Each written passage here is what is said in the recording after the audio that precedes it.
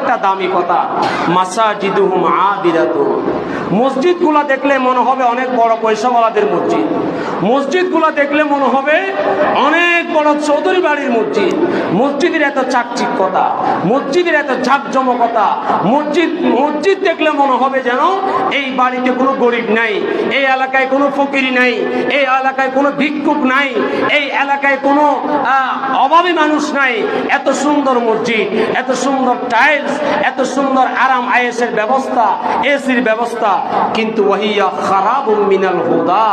আমার নবী বলেন মসজিদ সুন্দর হবে সত্য, মসজিদের ফ্যান সুন্দর হবে, লাইটিং ব্যবস্থা সুন্দর হবে, টাইলস সুন্দর হবে, সিঁড়ি সুন্দর হবে, উজুখানা সুন্দর হবে, কিন্তু সেখানে হেদায়েত থাকবে না।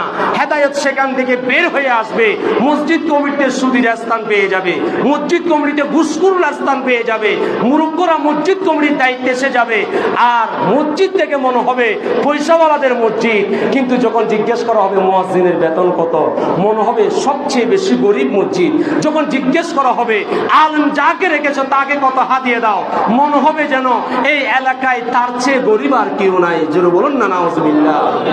মসজিদ